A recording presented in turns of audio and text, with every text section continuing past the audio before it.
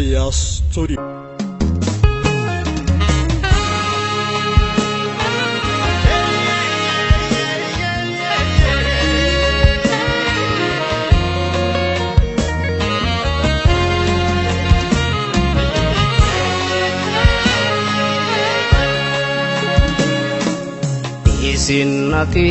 Isinakini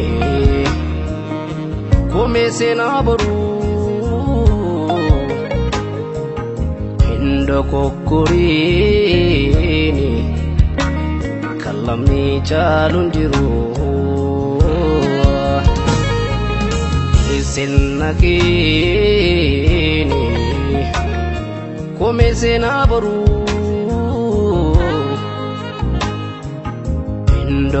Kokorini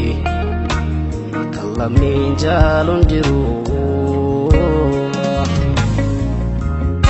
waya mitizanyinke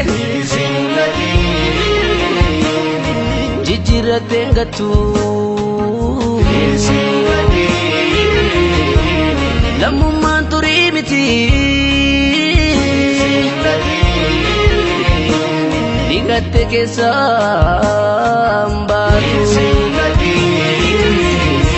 walitin makini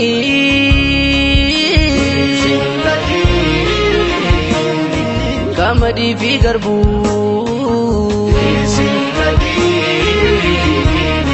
barrio darbele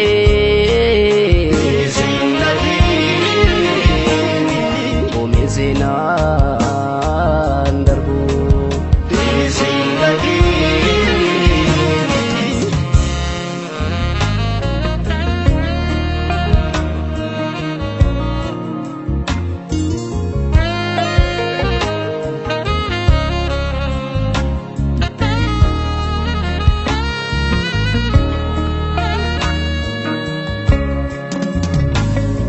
Namumatu tokko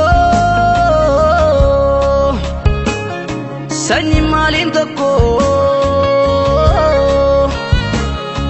Namumatu tokko sanyi maalin tokko Oromummaan booni kan hin qabne rakkoo sabboonummaan booni kamne ko alaga malamanta sanyi ketti maktai orma malamanta diga ketti makta orma malamanta diga ketti maktai abdi bori kenya hitere Wangudani argita Hinbochi sinsena Andabarensi gana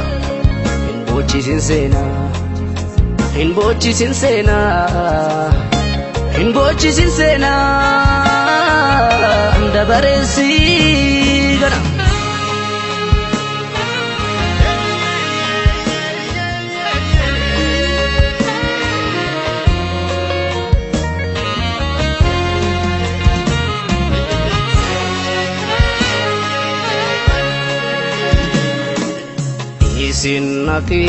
Isinakini kumesena boru hindo kokorini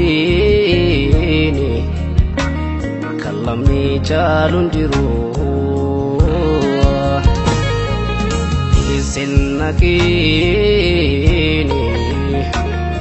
kumesena boru Kokorini kalamni jalundiru mal barare sirra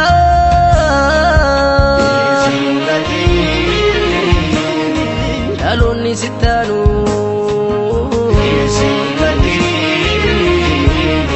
barrio darbelle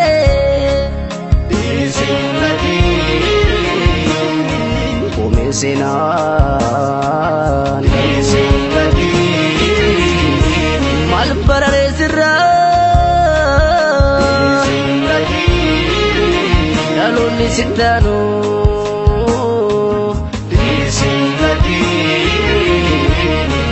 barrio darbale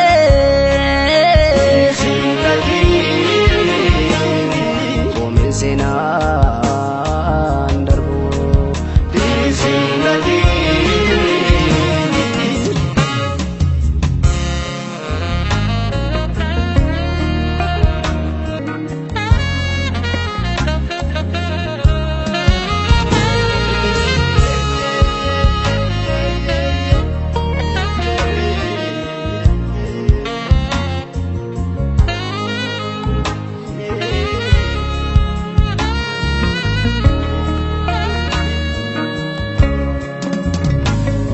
Dadaan tola fakkaate